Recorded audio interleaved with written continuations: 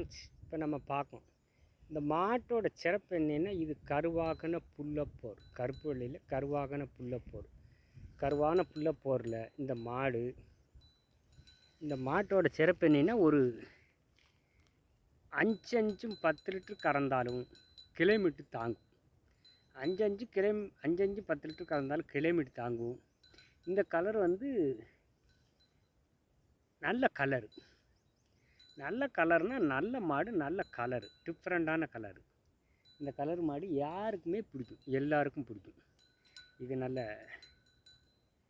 Colour, நல்ல நீர் வாடை மாடு. மேய்ச்சல் முறையில் வளர்க்குறதுக்கு இப்படி மாடு செட் ஆகும். 5 6 லிட்டர் கறக்க மாடு மேய்ச்சல் முறையில் வளர்க்குறதுக்கு ஆகும்.